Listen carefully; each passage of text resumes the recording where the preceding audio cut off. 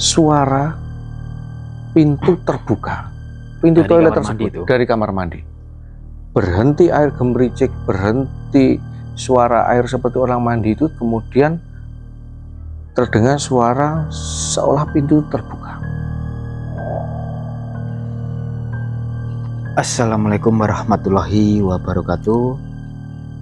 Terima kasih buat teman-temanku dimanapun kalian berada yang sudah setia menonton channel saya ya, channel Dunia Rasti.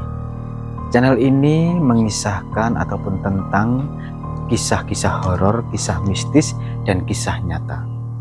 Di dalam video semua yang saya upload itu adalah semua itu kisah-kisah nyata teman-teman yang pernah saya alami.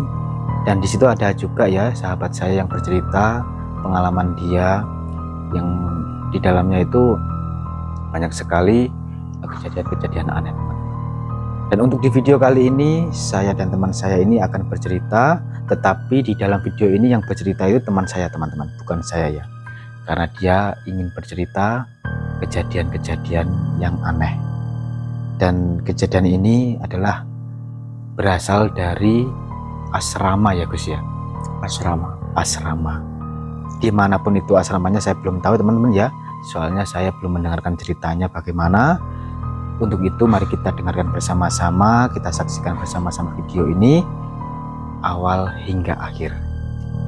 Mari Gus, gimana kisah awalnya itu Gus, kok sampai disebut dengan asrama angker ataupun penunggu wanita itu? Silahkan Gus. Sebetulnya sebutan itu hanya pada kami ya, yang penghuni asrama. Karena orang luar mungkin tidak tahu. Tapi juga yang jelas orang awam yang melihat itu sebetulnya menangkap aura-aura mistis, karena di situ memang bangunan asrama itu tergolong bangunan yang tua. Kisah ini terjadi di tahun 2007 ketika saya sekolah di sebuah universitas negeri. Di situ saya bertempat tinggal di sebuah asrama. Kenapa saya menempati asrama tersebut? Karena sebelumnya memang ada saudara yang di situ.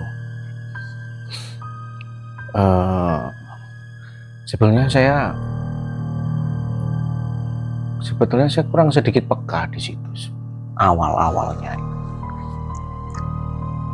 Dan kejadian ini berawal ketika saya datang di malam hari. Itu habis dari mana itu Gus? Dari rumah Gus. Dari Jadi rumah, ya? Setelah libur panjang, libur kuliah, saya kembali lagi ke asrama tersebut. Dan karena penghuni asrama itu banyak yang teman-teman itu banyak yang luar kota Gus. Ada yang dari Madiun, Ponorogo dan sekitarnya. Dan saya dari kabupaten paling ujung timur sendiri. Ya, betul. Nah, di situ pada akhirnya saya datang ke asrama itu sendiri Gus. Gak ada temennya itu Gus? Tidak ada temennya sama sekali. Nah, ketika saya datang di situ memang kalau tempat parkir utama masuk itu tidak dikunci. Yang dikunci masing-masing itu kamar Gus. Kamar masing-masing asrama. Itu yang nempatin banyak kasihnya Gus ya? Banyak. Yang ninggalin di situ ya? Banyak.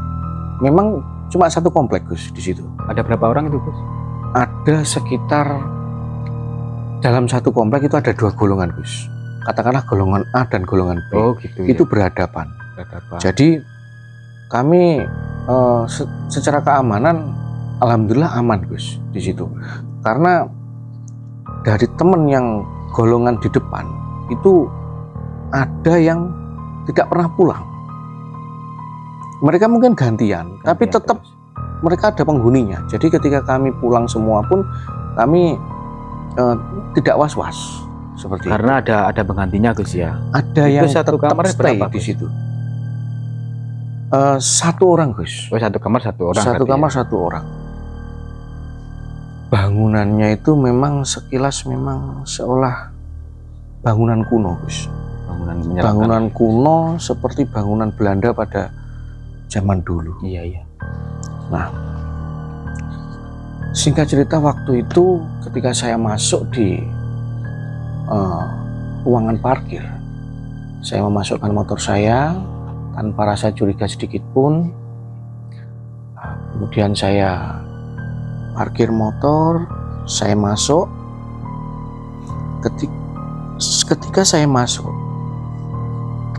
saya menoleh ke kanan. Menoleh ke kanan itu posisi toilet Gus, posisi toilet dan posisi sumber mata air. Nah, di situ sumurnya juga sumur tua Gus, karena bangunan juga bangunan tua. Saya mendapati toilet yang tertutup dan lampu yang menyala. Artinya ada seseorang yang berada di dalam toilet tersebut. Kalau tidak ada aturannya, lampu toilet harus dimatikan Gus. Tidak boleh dinyalakan. Tidak boleh dinyalakan. Jadi ketika pintu toilet tertutup dan lampu menyala, itu artinya ada orang. Nah, di situ saya menyimpulkan, wah berarti sudah ada yang datang terlebih dahulu sebelum saya. Ya, benar. Nah, tidak menaruh kecurigaan sama sekali, karena di situ pun juga suara air seperti orang mandi. Saya juga nggak teriak atau apa atau tanya siapa itu, enggak. Karena waktu itu saya juga sedikit agak capek ya Gus. Jadi saya pun juga nggak berpikir yang aneh-aneh. Kemudian saya masuk kamar. Kamar saya itu juga arahnya ke toilet tersebut. Jadi berhadapan gitu Gus. Bukan berhadapan, tapi Bersampingan. hampir dekat. Hampir dekat. Jadi di arah toilet tersebut itu ada 3 kamar. Di antaranya kamar saya. Dan saya buka pintu, saya masukkan barang-barang saya tata, saya keluarkan. Saya dengar itu suara orang mandi. Itu masih Gus. Jadi agak lama lah, mungkin sekitar 5 menit lah saya. Itu jam berapa Gus datangnya? Saya datang jam 9 malam. Jadi Sekitar jam 9 itu malam ya? lebih. Karena perjalanan dari rumah itu rata-rata 2 jam sampai 3 jam, tergantung Macet kepadatan lalu lintas. Karena saya berangkatnya itu setelah maghrib, sekitaran jam 6:30-an. Nah, setelah agak lama saya mengeluarkan isi dari tas, pakaian dan perbekalan, saya ingin buang air kecil Gus, dan toilet kan cuma 1. Nah, di situ saya keluar, oh ternyata toilet itu masih tertutup dan suara air masih seperti orang mandi. Masih ada suaranya. Ya. Kemudian saya juga nggak enak, mau menyela juga nggak enak. Jadi saya tunggu karena rasa buang air kecilnya pun juga masih bisa saya tahan. Jadi saya masuk lagi ke kamar Sambil menunggu orang yang mandi itu tadi. sambil menunggu orang yang mandi. Nah, kemudian setelah saya masuk ke kamar, seperti suara pintu terbuka, pintu Dari toilet kamar mandi tersebut itu? dari kamar mandi. Berhenti air gemericik, berhenti suara air seperti orang mandi itu, kemudian terdengar suara seolah pintu terbuka. Nah, Akhirnya karena di situ saya sambil mainan HP, Iya. nah, kemudian saya hentikan permainan saya keluar Karena mendengar orang yang karena di luar mendengar itu. iya. Ketika saya keluar, itu sudah mendapati pintu toilet terbuka dan lampunya mati, sudah mati. Itu artinya yang mandi sudah selesai. Selesai. Saya pun tidak berpikir Negatif ya. negatif, tidak berpikir kemana-mana waktu itu. Saya langsung bergegas karena rasanya juga semakin tidak bisa ditahan karena sudah agak lama juga saya menahan. Akhirnya saya masuk, saya kencing. Setelah itu saya keluar, baru saya berpikir. Karena apa? Di arah toilet tersebut ada 3 kamar, Gus. Salah satunya kamarku. Dah, di situ 2 kamar lagi. Iya. Itu masih terkunci rapat. Itu jumlahnya berapa? Berapa kamar itu totalnya semua, Gus? Ada kalau yang ke arah toilet itu ada 3 kamar. Kalau yang ke Yang lain arah banyak ya? kiri Iya. itu ada 1, 2, 3, 4. 4 kamar. 4 kamar. Dan itu 4 yang ke kamar. arah kamar mandi itu nggak ada penghuninya. Waktu itu saya mulai terbesit pikiran. Itu ketika saya keluar dari kamar mandi. Ketika sudah selesai, Gus ya. Ketika saya sudah selesai. Apa yang saya ingat? Yang saya ingat seperti ini. Motor cuma motor saya saja. Berarti nggak Tidak ada motor yang lain. Itulah Baru dari zaman situ ingat. baru saya ingat. Agak tertegun sedikit ya. Agak tertegun juga, berpikir seperti sedikit tercengang, Gus. Dan kemudian saya lihat kamar di sebelah saya, 2 kamar di sebelah saya masih tertutup. Tapi saya masih berpositif thinking ya. Iya. Masih berpositif thinking, mungkin ada. Karena semua kakak tingkat, Gus. Saya yang paling muda. Ada mas kakak tingkat yang Mandi sudah datang terlebih dahulu tapi naik bis. Oh gitu. Semuanya naik motor, Gus. Semuanya pun naik motor semua. Jadi di situ ketika saya berpikir, cuma motor saya yang tadi waktu saya pertama kali datang itu motor saya saja. Dan ketika saya datang, kamar mandi ada orang yang di dalam. Nah, di situ artinya, terus akhirnya saya berpikir, tetap berpositif thinking bahwa ada kakak tingkat yang datang dengan menaiki bus, jadi tidak bawa motor. Setelah itu ya. Setelah saya keluar dari kamar mandi. Dan saya lihat 2 kamar di sebelah saya itu masih terkunci rapat. Dan kemudian saya memutuskan untuk memeriksa kamar yang lain. 4 kamar tersebut juga masih terkunci rapat. Berarti gak ada sama sekali orang. Tidak ada sama sekali.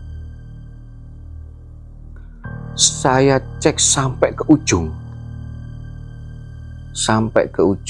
Karena di situ ada total 7 kamar, Gus. Semuanya itu ya. Semua ada 7 kamar. Jadi dari parkiran ke arah kanan itu toilet, itu bertepatan dengan kamar saya, Gus. Itu ada 3 kamar.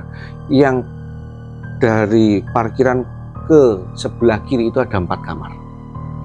Saya cek yang sebelah kiri itu tersebut sampai di ujung kamar itu tidak ada.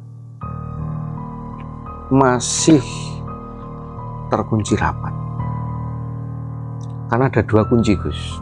Kunci pintu juga sama kunci gembok. Jadi 2 kunci. Semua kamar seperti itu. Barulah di situ saya bulu kuduk tuh merinding, Gus. Bulu kuduk merinding.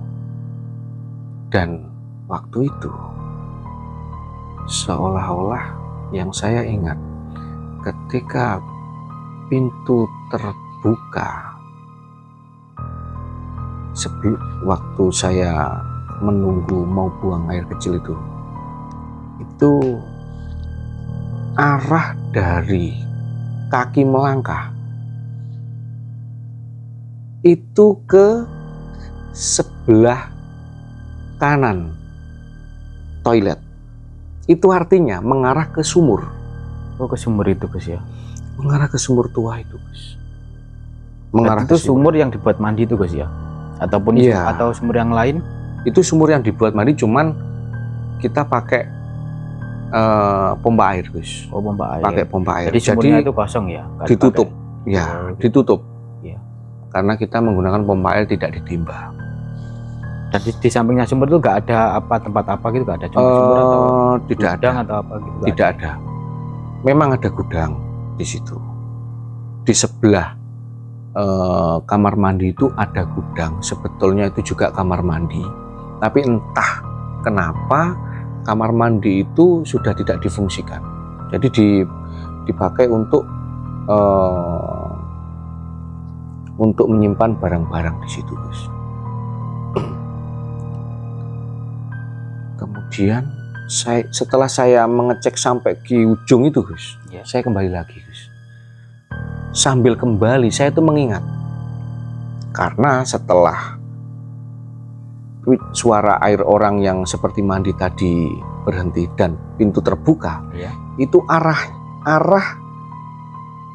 hentakan kaki itu mengarah ke, seolah-olah yang saya dengar itu mengarah ke sebelah kanan toilet. Berarti ke sumur itu tadi. Ke sumur itu tadi. Sambil berjalan, saya di situ sudah agak takut, merinding juga, dan akhirnya tetap saya beranikan diri untuk pulang lagi ke kamar saya. Apa jauh itu, Gus, jaraknya, Gus? Enggak, Gus, enggak jauh. Dekat ya? Ya sekitaran mungkin enggak sampai 20 meter, Gus. Enggak sampai 20 meter. 10 meter lebih sedikit lah. Dan di situ ketika saya kembali lagi, karena arah kamar saya itu searah dengan toilet, Gus. Dan kalau saya mengarah ke kamar saya, itu otomatis saya pasti melihat toilet dan sumur tua itu. Betapa terkejutnya saya ketika waktu itu. Waktu saya berpikir, saya itu melihat ke bawah sambil jalan, sambil berpikir, apa tadi itu? Dan ketika saya mendongak, melihat ke arah sejajar,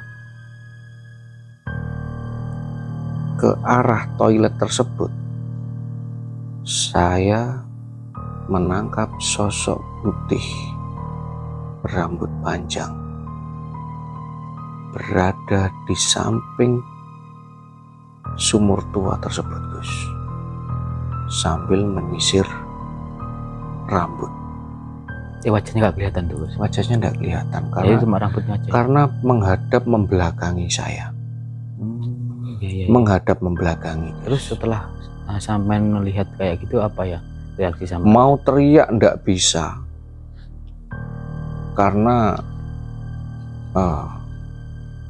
terlalu spontanitas, Gus, itu, Gus, waktu itu.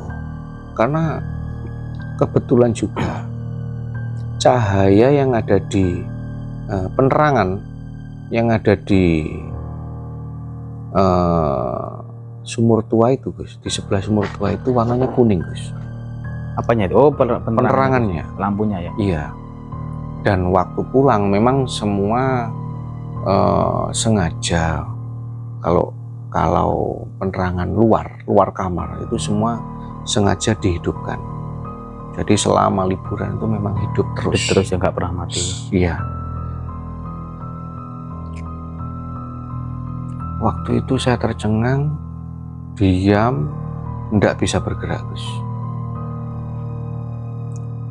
Dan sosok tersebut terus menyisir, Gus. Terus menyisir rambutnya yang agak terurai panjang. Itu menyisirnya pakai apa, Gus? Pakai sisir juga, pakai sisir tapi juga. tidak kelihatan sisirnya seperti apa. Seperti sisir, tapi seolah sisir yang tidak ada gagangnya, sisir zaman kuno mungkin. Oh iya iya iya. Seperti sisir kutu. Seperti sisir kutu. Nah, waktu itu bertepatan saya berhenti itu bertepatan dengan pas pintu keluar, Gus, ke arah jalan. Bukan, ruangan parkir sepeda motor. Setelah saya sadar dari tercengang tadi yang saya tidak bisa bergerak, akhirnya saya lari keluar, Gus. Lari keluar sampai ke jalan raya. Dengan nafas terengah-engah, saya diam. Karena di situ pas di pojok itu ada minimarket. Akhirnya saya ke situ, Gus, beli minuman. Saya menenangkan diri sejenak, dan akhirnya kebetulan waktu itu HP saya saku, Gus. Zaman bawa, Gus? Saya bawa. Di depan minimarket itu setelah saya beli minuman untuk menenangkan diri, setelah tenang, saya telepon satu persatu, Gus. Mas-mas tingkat yang menghuni asrama suruh di ke situ apa? Bukan, saya telepon semua. Ternyata semuanya masih ada di rumah. Belum ke situ, berarti nggak ada orang sama sekali, Gus ya? Berarti tidak ada orang sama sekali. Tidak ada orang sama sekali. Dan yang paling cepat datangnya itu besoknya, Gus. Ada yang 2 hari berikutnya, ada yang 3 hari berikutnya. Jadi yang namanya Mas Hendra itu katanya, saya besok, budalku besok, berangkatku besok. Oh, bilang kesampaian. Ya, terus habis itu saya cuma tanya gitu aja, Gus, kapan pulang gitu dong. Jadi saya tidak menceritakan apa yang saya alami itu, saya tidak menceritakan, tidak berani, Gus. Iya. Karena ya waktu itu cukup menyeramkan. Dan terus setelah mata, Gus. Setelah sampai di toko terus akhirnya saya menelpon teman saya yang lain, Gus. Teman saya yang lain untuk menemani kembali lagi ke asrama. Tapi dia mau ya? Mau, ada. Saya tidak cerita. Ya. Tapi saya cuma saya bilang, karena nanti kalau cerita mungkin teman saya tidak mau. Jadi saya bilang suruh nemenin gitu. Ya. Udah datang gitu. Ayo, aku di minimarket. Kan sinilah gitu. Habis itu dia datang, saya bilang, aku tak tidur di kosmu ya gitu. Loh, kenapa? Ya enggak ada temennya gitu. Baru Mas Hendra besok mau datang, yang lain masih beberapa hari kemudian. Dan untungnya teman saya kan juga baik. Ya wis, tidur di kosanku aja wis. Lagian di kosanku yo masih beberapa anak yang datang, belum semuanya. Ya akhirnya saya kembali dengan teman saya itu, ambil motor, mengunci pintu kamar. Iya. Dan saya tidak berani sama sekali memandang toilet dan sumur itu, Gus. Berarti itu sumur itu satu arah pandangan, Gus ya? Satu arah pandangan. Dan kemudian setelah di tempat kos teman saya, baru saya menceritakan hal itu tadi. Terus apa tanggapan teman sampean itu? Tercengang, Gus. Kaget ya? Tapi dia juga bilang begini, saya sebetulnya juga sudah menangkap hal-hal mistis di tempat itu, tempatmu, di tempat tinggalmu, di asramamu itu. Cuma saya tidak berani bilang. karena saya nanti takutnya malah Nakut-nakutin. nakut-nakutin seperti itu. Gitu. Seperti itu Gus. Iya. Sekian cerita kali ini. Terima kasih. Ya, terima kasih. Ini ceritanya sahabat saya teman-teman ya, cukup menyeramkan juga ya. Dia tinggal di sebuah asrama. Dan asrama itu cukup menyeramkan ya. Ada penghuninya sosok lain. Ya, mungkin di lain waktu sahabat saya ini akan bercerita lagi ya, akan menceritakan hal-hal aneh juga, hal-hal mistis juga ya teman-teman. Terima kasih kalian sudah melihat video saya ini awal hingga akhir. Dan untuk mengakhiri video saya ini, jangan lupa untuk meninggalkan jejak kalian dengan cara subscribe dan like dan share ke teman-teman kalian, kerabat kalian, bahkan keluarga kalian. Dan terima kasih. Sampai jumpa. Sekian dari kami. Saya akhiri. Wassalamualaikum warahmatullahi wabarakatuh.